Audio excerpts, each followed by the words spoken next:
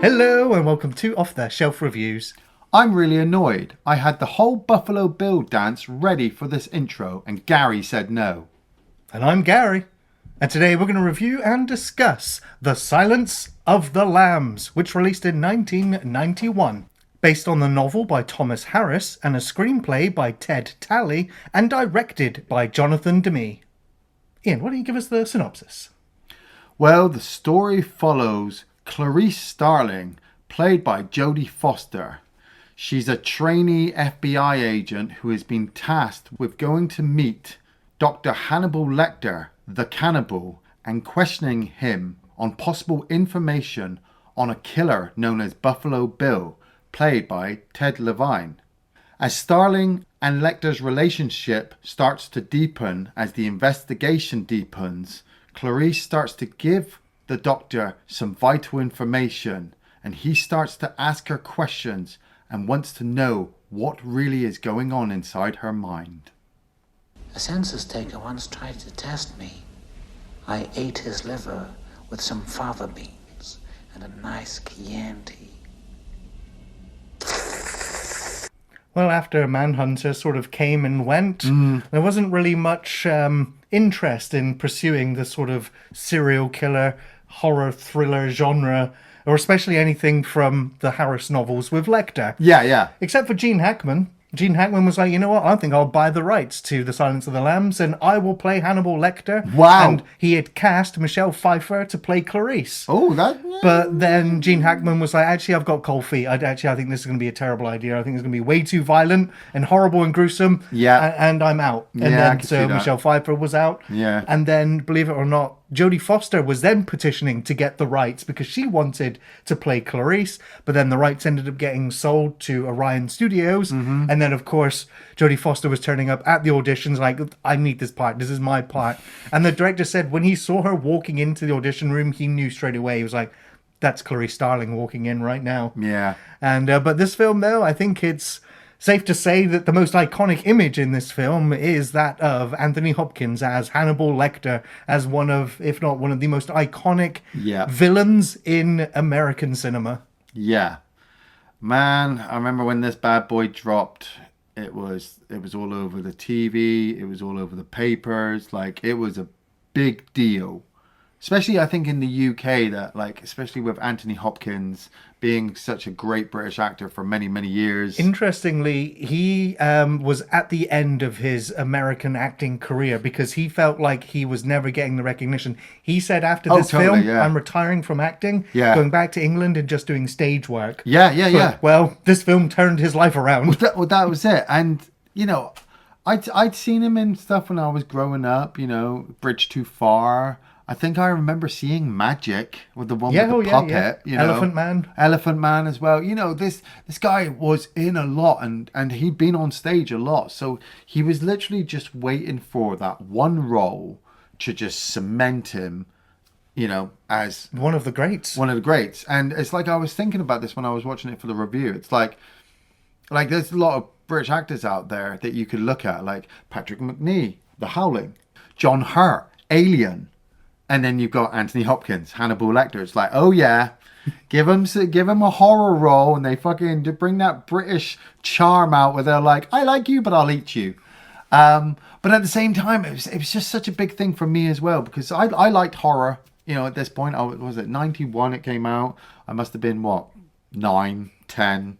You know, I was already watching things that I really shouldn't have been watching at that age just because TV was the babysitter. But I believed horror characters were like Freddy Krueger and Michael Myers. You know, they were the boogeyman that just appeared at the end of the road in a mask and jumped down. No. It's that guy that could be living down the street from you. It's the doctor that you go to see who prescribes you your medicine, telling you that you'll be okay when you're not really, really okay. And really, he's just seasoning you for the pot. That's it, yeah. And then on top of that, Jodie Foster, like Bugsy Malone, Taxi Driver. You know, she's been kind of acting since a very young age and has just honed that craft more and more and more till you got to this role. And then, like, we'll talk about it more, but her sitting opposite Anthony Hopkins through that glass, You know, one's an FBI agent in training, one's a convicted psychopath killer, and they both want something from the other. Oh, mwah, chef's kiss, like, mwah. Well, let's get into it, shall we? Yeah. We start off with Jodie Foster, Clarice Starling. She's at the FBI training grounds and she's running. She's running by herself. Yeah. And so this film already immediately puts you in the perspective of Clarice Starling. You are her throughout this entire film. And Totally, the camera also does that for you. The camera is the male gaze. Yeah. And every male person that Clarice talks to talks directly down the lens of the camera, whereas any shots of Clarice, she's talking off to the side of the camera, so we're always in her point of view, so we feel and see everything from her perspective, and that really invites you into this role. And it's not long before she's told that Crawford needs to see her in his office. Yeah. And we follow her in, and it's not long before introduced to Scott Glenn, who's playing Crawford this time around. He's just like, hey, Clarice, yeah, I remember you from when I was giving seminars, and I know you're still in training, but I've got a job for you, more of an errand, really. I need you to go to this maximum security psychiatric facility and interview the famous Hannibal Lecter, who has stonewalled everyone. Well, it's because as well, and like you said, with that beautiful camera work and the fucking great music from the offset, Clarice has walked into his office and turned, and we don't see it at first, but we see the expression on Jodie Foster's face that she's just like, whoa. And it's just Buffalo Bill's wall. We find out that there is a guy out there who is killing women and skinning parts of them, and he's just done his 5th victim. And so the FBI are like, they're wanting to capture him. And the best way to do that is to probably speak to somebody who's in the know, which is obviously Hannibal Lecter. But Crawford doesn't tell her that. Clarice kind of badgers him with little questions like, oh, is it for this? And oh, is it about that? And he's building a department to do the criminal psychological investigations so that they can do profiles on serial killers so that they can easily identify and capture the next killer. Well, that's what he says, but he also kind of needs her to go in and see if she can play against Lecter, because this film is completely standalone, and we will keep it as standalone as we can, but in the the Lecter universe, shall we say, Lecter has literally just come off the back of dealing with Will and Crawford and dealing with the Tooth Fairy. So he's had this whole relationship with Will, and they understand his psychological profiling of killers is like fucking top peak. But they just can't send anybody in there. They've got to send somebody in there who's... To Lecter, it's like fresh meat. He gets the play of it, so they'll send in a trainee. And it's lucky that Crawford just happens to know somebody who's coming up through the ranks, who really wants to become an FBI agent, who's going to put everything on the line. And like I said, this is the first 10 minutes of the movie. You get all this from them, because then when Clarice turns up at that psychiatric ward or psychiatric hospital, and she meets Dr. Chilton, right, who is just an absolute snake oil salesman. Fucking hell, yeah. He's sleazy and horrible, and I mean, we've already established that all of the men at the FBI are all looking at Clarice. They all fancy her. And then you've got Chilton, who's just like, hey, what are you doing tonight? Hey, I can give you some more information if you'd like to have a beer. Yeah. And he already says, oh, you're going to turn on Dr. Lecter. He hasn't seen a woman in 8 years. So they're already immediately sexualizing Clarice.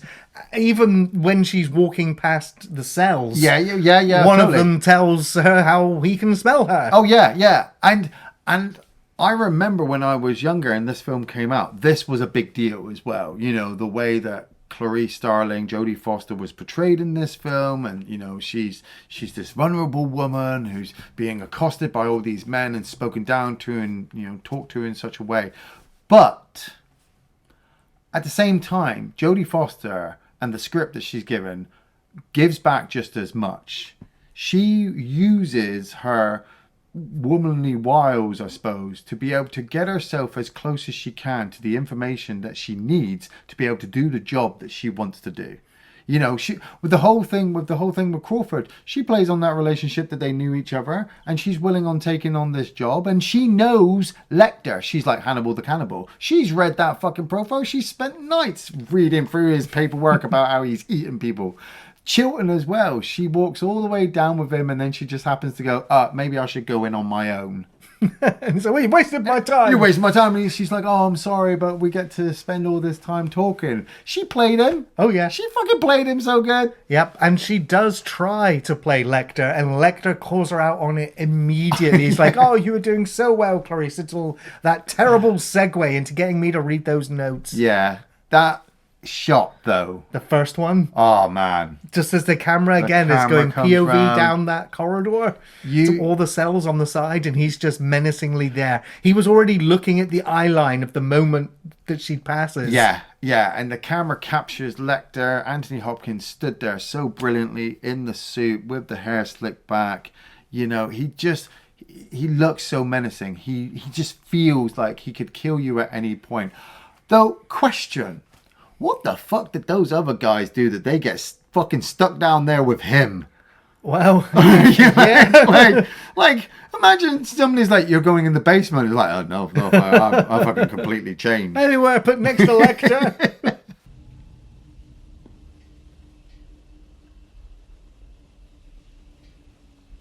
That expires in 1 week.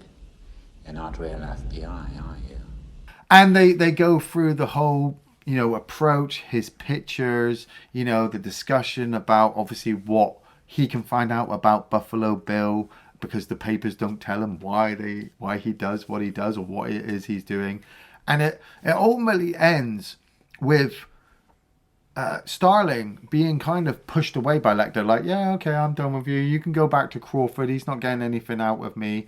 And as she walks past Miggs's cell, which is the guy next to Lecter, Miggs is pleasuring himself, shall we say, and he throws his "there's something about Mary" hair gel at her, and she cops it in the face. And weirdly enough, like I said, we're with a lot of people looking at this film and analysing it of, Jodie Foster, Clarice Starling being this weak woman. It's Lecter's approach who completely changes now because he feels bad for her. Yeah. And he calls her back. And he gives her some information. He's like, look inside yourself for the answers, something. Yeah. And then he's like, go, run now. Yeah. What? But everything that Lecter says is like a double entendre or cryptic Massively. meaning or Yeah. read between the lines. It's always very clever. And Clarice is pretty tuned into this as well, because she's like, I looked it up. I already found out that there's a location called... It's like a storage unit Yes. place. And Miss Moffat is an anagram of something else as well. of one of his patients. So look there for the next clue to the link to who potentially might be this Buffalo Bill. Yeah, and so Clarice goes there and she gets access into this storage unit, and it's filmed brilliantly. I mean, it's at night. She's going in on her own, and she it's not that she's scared, but she does give that guy the card to say, look, if anything happens to me, this is the number you call. And as she's looking around, she's searching, she finds this car. I think it's a hearse because of the way the back opens up. And she climbs in and she's looking for information. She doesn't find anything until she pulls back a sheet and she finds a guy's head in a jar. And you're like, what the hell? So then she goes back to Lecter and she starts to converse with him as well. And he's quite nice because it's been raining as well. He gives her a towel so she can dry herself off. He can smell the blood from her cut on her leg. And she's like, how did you? And then she realizes, oh yeah, that's right, you're a fucking psycho. But they start to uncover and you start to get information that whoever Buffalo Bill is, Dr. Lecter knows, or at least knows enough information to find out who he is, because the guy's head in the jar was one of Lecter's old patients who brought some information to him about 10 years before this in the 1980s. And it was Lecter who found the guy dead, took his head, hid it in the jar, and then stored it away. As if to go, oh, well, Because it got peckish. yeah, if something happens, But we also find out that poor Miggs has died. Oh, he swallowed his own tongue. How? Because Lecter whispered something throughout the night in the cell next door. Yeah, but still, how do you swallow your own tongue? I don't know. Exactly. I hope not to ever know. I'm only because assuming, if he cut it out himself and have then, the fear of doing it. yeah, or choked himself. So then I don't know. But Miggs has died, and Lecter obviously is willing on working with Clarice a little bit more, maybe because of this situation. Maybe he feels guilty. I don't believe he feels fucking guilty. No, he's just playing along. And we then start to flick to Buffalo Bill, Ted Levine, Detective Stottlemyre from Monk. Right. He was one of the shooters from Heat. I mean, this actor, oh my God. Like, this role is the one I'll always remember him for. Yes, absolutely. But it's when I watch Monk, I'm like, oh my God, you could probably capture yourself. Wasn't he the general in Evolution as well? He was the general in Evolution as well. He's such an amazing actor. And yes. this whole sequence as well, he's watching this woman come home, and he kind of lures her over to his van with his arm in a cast, much like some American serial killers would have done in the day. Yes, yeah. And so feigned, incompetence, or feigned like disability, and she basically sees, oh, he needs help, I'll give him a hand. Yeah. Helps him put the sofa in the back of the van, and already when she disappears into the van, you're just like, no.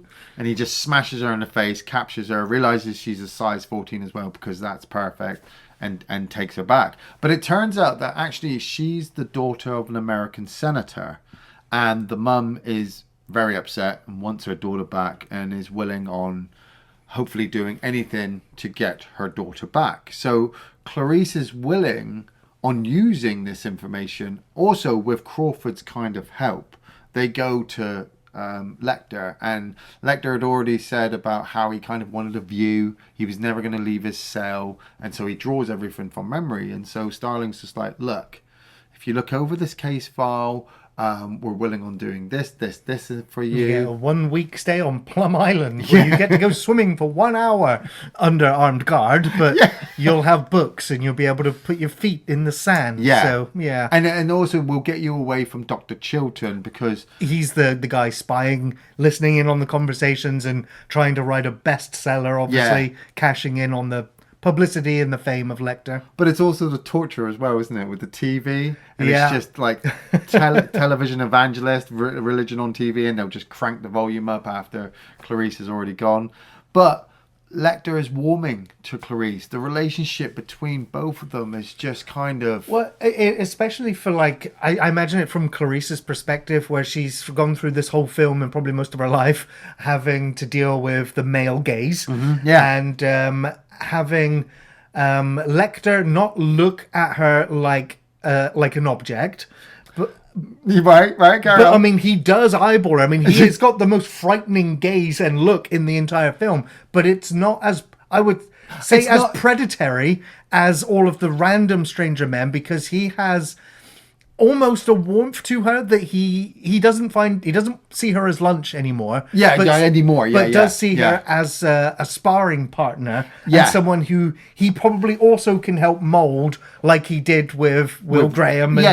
Totally. Yeah, and I totally see where you're coming from now. Yeah, on multiple levels. It's the reason why she would lower her guard around Lecter, who's probably the most dangerous person in her life. Absolutely. But she's disarmed by him. But he also has his guard lowered when he starts to find out about her and about her father being a police officer and how he died in on the line of duty. Yeah, because his initial assessment of her was that she's, a second generation white trash. But obviously he's actually wrong in that assessment. And it also uncovers that when her father died, her mother had already died when she was really little, so she had no family, and she went and stayed with an uncle at this farm. And while at the farm, she happened to see them, the farmers kill young lambs, because that's what kind of farmers do. And she was scared of the screaming from the lambs, thus Silence of the Lambs. And she also tried to save one, but she wasn't able to, and the uncle killed the lamb, and so then she ran away. And so you get it that Clarice has always been kind of not only chasing the dream of joining the FBI and, preventing the slaughter of the lambs. Well, yeah. But I was going to say, obviously, following the footsteps of her father, she wants to be a strong police officer. She obviously loved and respected her father quite a lot, but also she wants to protect people and stop the screaming. But the relationship with Lecter, like you said, it starts off very predatory, but he wants to eat her. Not like that, but he, with a fork and knife. And obviously, like Gary said, all these men through most of her life, especially if you read the books, there's a lot more in depth in the books. The movie plays on it a little bit with little bits thrown in, but nothing too much, especially with the Crawford character. You know, their relationship is very, you know, professional to a point. As Lecter starts to see her less as food, more as a sparring partner, but also more of a thing of he wants to give her what she wants, to even try to stick it to Crawford enough. Yeah. Because Lecter has all the information, as much as he's wanting to drip feed to her. But it turns out that the whole deal from the senator that Starling and Crawford made up was fake. And they faked it because they didn't believe that Starling would be able to convincingly lie to Lecter, which is probably correct. Yeah, but she had been able to, and she'd managed to get some extra information, but it was Dr. Chilton who uncovers it. And so you get that awesome sequence where Lecter is tied up in the straitjacket with the face mask, and Chilton's just tapping his face with the pen like, yep, I've made this deal, and we're going to do this, and we're going to do that, and you're going to go here, and I've got you were everything. so played, but not by me. Yeah, and but he also then breaks his one rule. He says to Clarice, he's like, you know, stay away from the glass. Don't go near the glass. Don't give him anything. No paper clips. No pens. Yeah. And Lecter's just looking at the pen that Chilton's left because Chilton's still a little bit unsettled. How the fuck? I don't know how he got that how pen. the fuck, like, how the hell did they leave? Unless it was just stupidity. Because a lot of elements in this movie play off the fact of people underestimating somebody else. Chilton underestimates just how resourceful and scary Lecter is. Lecter underestimates just how cunning and smooth and, you know, womanly wild Starling is. You know, even Crawford underestimates just how far the relationship of Starling and Lecter will get to, that they start to trust each other with little bits more of information. Even Buffalo Bill, he underestimates this victim that he gets. Like, I love the basement stuff with Buffalo It puts Bill. the lotion on the skin Oh, where it gets man. the hose again. How, like, did he dig that himself? Was it already always underneath this house? Because it's like a whole labyrinth of fucking doors and basements and wells. I mean, I'm under the impression that he may or may not have killed the person that was living in that house. Totally killed them. Yeah, and then simply because of that bloody basement. Yeah. And he's got this girl in the well and he's telling her to put the lotion on the skin. But we will see later that this girl is actually really quite resourceful. You know, she gets like a chicken bone, she ties it on some strings, she throws her bucket up. And she tries to capture the dog because the music's playing really loud so he can't hear nothing. But it was the sequence before that when he is bringing the bucket up with the lotion. And it's the fact that she then sees, as the light's going up, all of the blood all the way up the sides, and then the nail just left in there, and then her scream. It's like, oh my God, it goes right through me.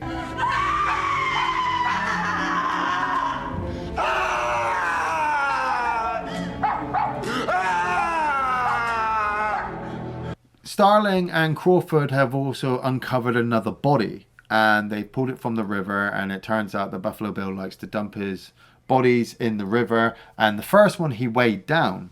So that was the last body they discovered. Yeah, it was the third one that they'd found. But actually it was the first, and he hasn't weighed them down ever since, and he chooses all different rivers.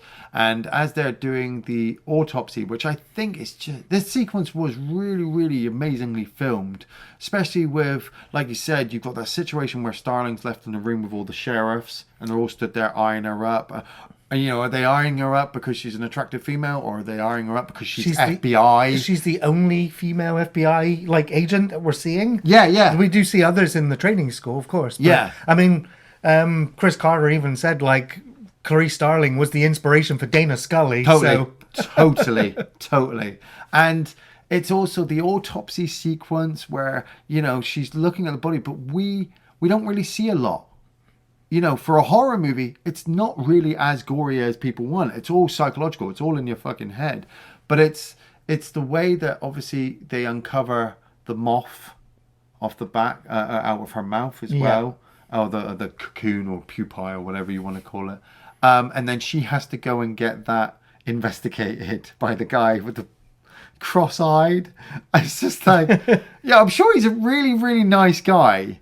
But he was just yet another one that was flirting with her. yeah, and she's just like, yeah, no, whatever, I just want the information. And it turns out that this is a death's head moth. It's specific to only certain parts of the world and would have to have been obviously flown in and then taken care of. And that's where we see obviously Buffalo Bill has it in his basement, where it, for us, spoilers, the audience, Buffalo Bill likes to skin his victims so that he can attempt to build himself a woman's suit. And so he is, in essence, like the moth, like the butterfly, the caterpillar that wants to go through a transformation and into something even more beautiful. Yeah. And he sees this as his way of psychologically removing what he was to become something new. Yeah. Because whatever he is broken. Yeah. And so that's the psychological sort of profiling they go with, and that will eventually lead Clarice to figuring out, you know, what it is he's doing. Yeah. Especially with the way that the first victim was the one that he dumped and buried, and it talks about coveting. And that was, so they assumed that was probably someone that he knew instead of the other victims, which were, you know, selected, but he actually had like a relationship or knew this person before the killing happened, and that's why he like submerged that body and buried it. Yeah. So I'm going to bring up two of the greatest sequences in cinema history now. These two sequences, and I'll stick with the first one. We'll go with the first one with Buffalo Bill in the basement, you know, doing his dance. Goodbye horses. My God, like, I wonder how much convincing he needed to do that sequence. If you like Goodbye Horses and and you haven't seen this film, like, the two will forever be intertwined after this. So there was no way you could ever hear that song and not know where the fuck it's used. Right. But it's just the amazing build-up of explaining to you, like you said, of why he's doing what he's doing. They would attempt to do it with Tom Noonan and Manhunter and Ralph Fiennes in Red Dragon as well, with, you know, the justification of, oh, he was bullied and tortured as a child, and that's why he does these things to people, and he's trying to become something. We don't really get that from Buffalo Bill. All we get are little bits of Hannibal Lecter saying, oh, I knew of this character, but I never got a chance to deal with it, and I kind of wish I had, but I didn't. And you're seeing Bill in his basement with the dancing and, you know, the tucking in and all that kind of stuff. Apparently, none of that was going to be... It was in the shooting script. Right. But Levine was just like, hey, look, I think I need to do this. Yeah. No body double. I need to do this to tell the audience exactly who this character is. And the director was like, oh, we'll shoot it, but I'll probably cut it. But then, yeah, when that scene played, audiences were shocked. Repulsed. Yeah. But it also immediately knew, not that they could identify them with this killer, but understand him enough that he's not an enigma or a fantasy or a fabrication, but something, you know, something substantial to also remember this character of, you know, from. But the second sequence in this movie, my God, like, we've been building up Buffalo Bill as some psychopath. Now we go right back to Lecter. He's at the airport. He meets up with the senator. He gives them some information, and she's willing on obviously sending him to this special... They're holding him in this special building, like a library or something, until they can transfer him. And he's there, and he's locked away, and he does meet Clarice again, and he gives her a little bit extra information for her to chase, because obviously he wants her to not to find Bill, but to obviously face him and see how this all plays out, much like he'd done with Will Graham and the Dragon. But he's swallowed or brought up that bit of metal from Chilton's pen, and the two guards come up to the cell because he's ordered extra food, and they handcuff him. Did you notice what dish he ordered? I was like, lamb? Lambs, yeah. Yeah. Now, it's either...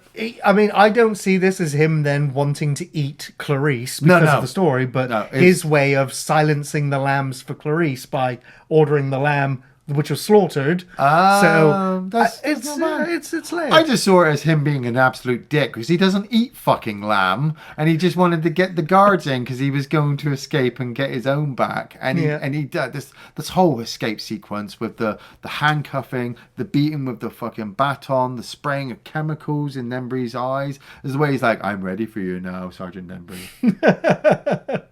And it's just grabs the nightstick, and it's just bludgeoning as the blood sprays in Lecter's face. it's just one step after another where it's just like, you know, the cops downstairs, they're all freaking out because obviously They hear a gunshot. They hear gunshots. They see the elevator moving. Nobody's moving around. They can't radio anybody upstairs. I mean, did you know Roger Corman's in this movie? Yes. Did you know that George A. Romero was in this movie? Yes, I know it as well. Did you also know Chris Isaac, an American singer, is in this movie? Who's that? He made this song in the 90s. I can't sing it. But he's quite a good singer. And he plays... Sorry, singer. He plays one of the guards who's at the radio as the elevator is moving, and he's telling them that they need to go up onto the top floor. And it kind of further cemented me of how good the main three cast roles are, is that you have actors around them, but the other actors aren't like amazing talent like this. They're just acting roles. You know, like these cops who run up and they walk into that room. They've got the bulletproof vests on, they've got the guns, but they kind of just look like they bought it in a kid's shop. Right. I love the rookie cop when when he's got one of his injured like brethren on the floor, and he's like, talk to him. Just talk to him. He's like, oh, what do I say? Yeah, that's it. He's He's had his face all chopped looking up. okay. He's going to be fine. Man, the guy who's hung up on the cage like an angel with his guts open. See, I always see that because it looks part crucifix, but I kind of just saw it as like a Mothman. Yeah. Definitely something winged, you know, with the flag and everything. And it's all being set up. You know, they believe Lecter is on top of the elevator, and they've got one of the prison guards. They've got him on a gurney, and they're taking him into the ambulance to get him out, to get him some help. But as they release the hatch of the elevator and the guy's gone in the ambulance away, it turns out the guy on the elevator is not Lecter, and he's missing his face. And the guy in the ambulance is Lecter, and he's wearing this guy's face. And he kills everyone and escapes. yeah. Just fucking kills them all. Just he's gone, and you get that shocking moment where Starling's friend comes running back to her with the information. And did you recognize her? Yeah, she's the lady from Candyman. Yeah, exactly. Yeah. It was the curly hair. I always remember that curly hair. But it's Starling's approach to this as well, where she's worried that Lecter's escaped, but she's not worried that Lecter's going to come for her because, well, he would consider it rude. Yeah. That's exactly. That's the level the relationship is already at. Yeah. But she's also a little bit frustrated because Crawford's already assembled the team and is already on their way now to Buffalo Bill's house, and she's like, yeah. But Crawford's like, hey, don't worry, none of us are going to forget that you were the one responsible for us finding this address in the first place, so you will be remembered. Yeah, but we also want you to go and maybe investigate other people who knew the first victim and see if you can actually get any extra information.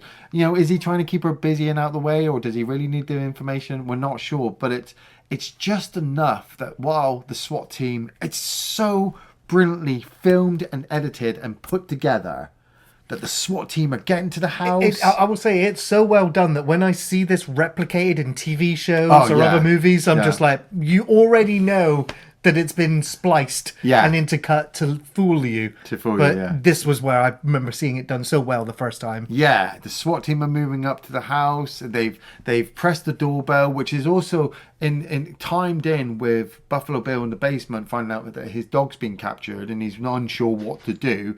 And he hears his doorbell go, so he goes to answer it. And as they open the door, it's not the FBI, it's Starling. And the FBI realize they've got an empty building.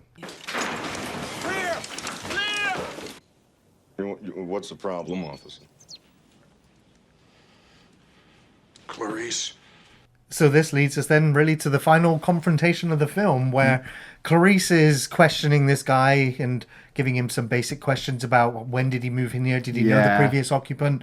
But while she's looking around, she starts to see subtle clues, like all of the spindles of sewing equipment, of thread, the sewing equipment, and then the moth that lands. There's a subtle little camera like pan here as well, which like maybe would have tipped her off even sooner. Is the girl's house across the railroad tracks to where it is, but it's also like we remember the training, and she's told to her weakness where she didn't check her corner. But the moment she steps into like the living room, behind her on the left there's like a wall of moths or paintings. There's like even more clues just everywhere, but she doesn't check them.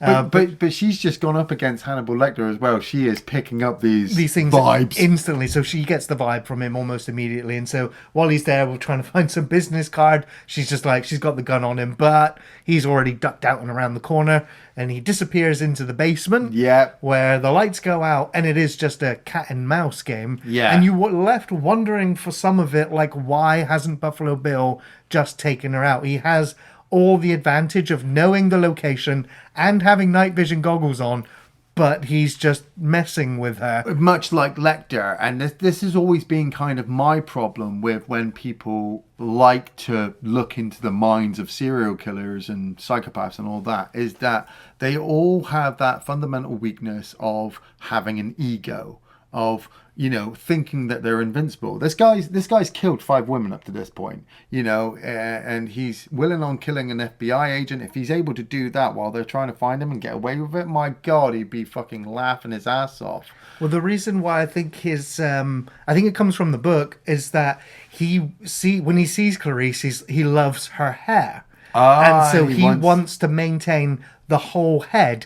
So he's reluctant to bludgeon her across the head or shoot her in the head, because he doesn't want to ruin the hair, which he wants for himself, which is maybe why he's waiting for an opening. But it's also as well, like, because, like you said, he knows the location. He's in the basement. He's got the night vision goggles, which is amazing. I always love the bath shot with whatever that is in the bath. I think the that's previous the owner. owner. That's the owner, yeah.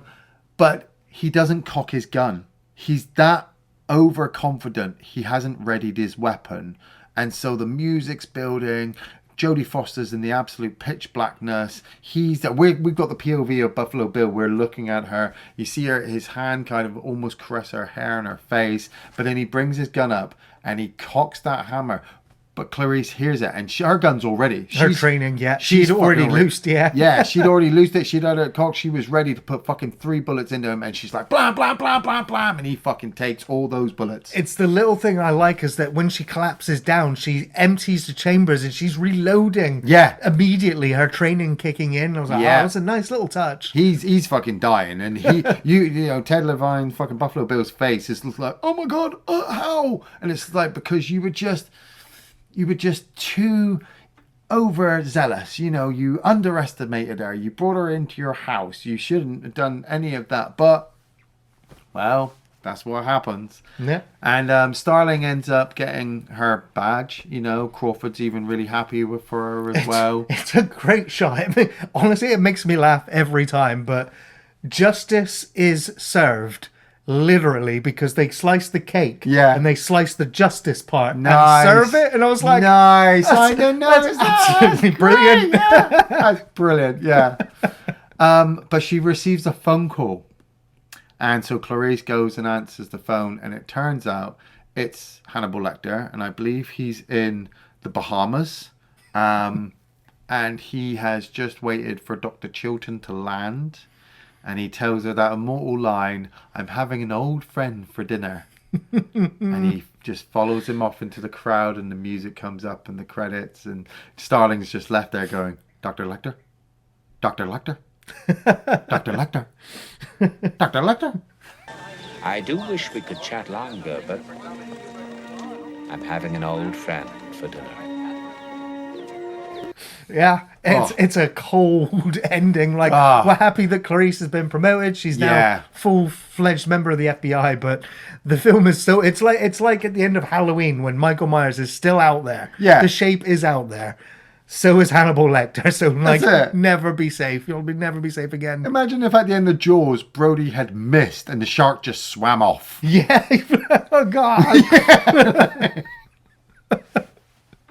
Iain, what were your favourite scenes from The Silence? Oh man, how the fuck do you pick tiny little moments or tiny little pieces in the Mona Lisa? It's like looking at a tiny square of the moon and going, oh yeah, this little bit of the moon's amazing. No, the whole thing is absolutely fucking fundamentally, from the beginning running shot of Jodie Foster in that wood all the way to the end of her on the phone, minute after every point. I could go into such detail about why I love each sequence and why each sequence is just filmed so brilliantly, but I just can't. You have to see it for yourself. Jodie Foster and Anthony Hopkins. I'll go with one, because I'll go off one.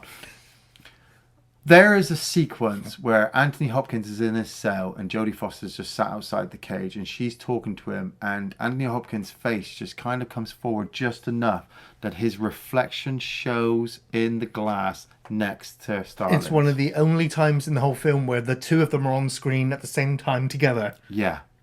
Like I said, I could go into in depth, but I'll just have that one. I love that moment. I think it's when she's come out of the rain and she's looking into the cell and you can't see him at all. Yeah. And then she looks away and then she looks back. Oh, there he is. It's like a force of nature. That's it, yeah. Yeah, you're right. The whole film is fantastic. And I'd easily also echo the sentiments of all the scenes with Anthony Hopkins in. Yeah. And you'd think, considering he won, the Academy Award for Best Actor. Yeah. I mean, this film took like 5 of them. Yeah, Best Actress included. Yeah. You'd think for winning Best Actor, you'd be in the majority of the film. This film is 120 minutes long. Yeah, it is. Anthony Hopkins is in the film for about 15 to 20 minutes, yet he won the Oscar for Best Actor. Yeah. It's like, wow. That's it. But even though he's not on screen, his presence is felt because of the performance he gave in those brief moments. Yes. It lingers over the film and it stays with you after the credits, which is what makes it feel like he was in the entire film. Yeah. And also to some extent he is, because right at the beginning, Jack Crawford is telling Clarice all about Hannibal. Yeah. Then when she gets to the hospital, Chilton is telling her all about Hannibal. Yeah. When she gets down there, Barney is telling her about Hannibal. Barney. Right? Yeah. And then when she gets to finally meet Hannibal, they've been talking about him non-stop since the film started. 20 minutes into the film before he's even on screen, the film has already built him all the way up. Yeah. So that when he's revealed, it's onwards and upwards again. So yeah, so for me, all of the opening sequences, all the way to that first build-up of Lecter, is just as good as having him on screen itself.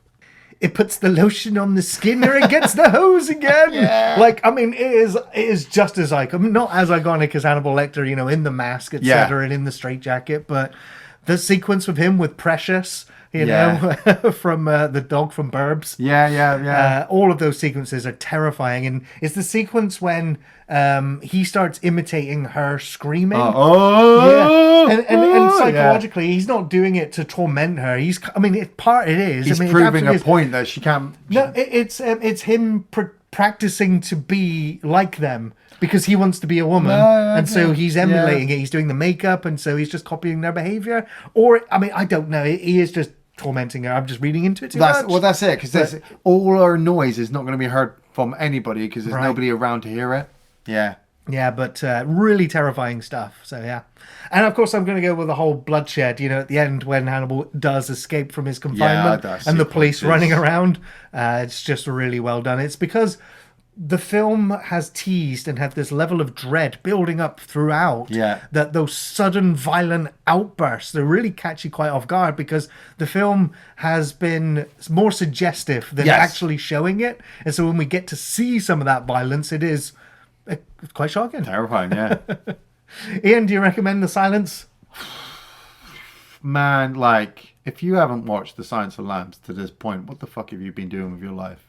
Other than, I get, not everybody does horror, and there are reasons. Hannibal Lecter is one of them. This movie stands on its own merits so well that they tried to create a whole franchise off of this one movie through this one character, but you couldn't recapture again what you were able to capture here. Just simply, everything just came together. The 3 top leads, all of their performances, the setup. I would say the only way that this movie has ever been topped is that sequence from National Lampoon's Loaded Weapon 1. That bit where he's just stick to the left. The right! Stick to the right! It's fucking... It puts the lotion on the skin. Oh, hell yeah, it does. Would you fuck me? I'd fuck me. It's just, just fucking... Yes, go fucking watch it. Watch it twice for all I give a shit. Just fucking watch it. Oh, yeah, absolutely. This is a must-watch. The Silence of the Lambs is a fantastic, claustrophobic thriller with iconic performances. It's a true classic that continues to hold its place at the top of the psychological thriller genre. Jodie Foster really holds her own and shines with a perfect blend of intelligence and steely resolve, masking her vulnerability expertly as Anthony Hopkins' Dr. Lecter eats away at her with his eyes. The whole cast is truly great, but Hopkins cements this role. He made it his own. It's frighteningly chilling, and his articulation shows his intelligence and how dangerous he is, and he becomes almost supernatural. Ted Levine also really delivers. His acting prowess makes for a compelling villain with some very memorable scenes. The direction and cinematography is also near perfection, inviting you in as an audience to be in Clarice's shoes with some very uncomfortable POV close-ups, as almost every character addresses you, the audience, watching. It's got a great pace and some great suspense, and it's supported by Howard Shore's amazing score that really elevates the horror without distracting you. This is a must-watch. It's iconic, it's brilliant, and it's easily worth multiple rewatches. To enter the mind of a killer, she must challenge the mind of a madman. Thanks for watching Off the Shelf Reviews.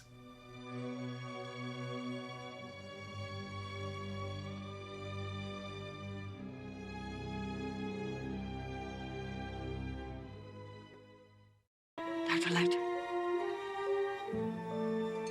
Dr. Lecter. Dr. Lecter.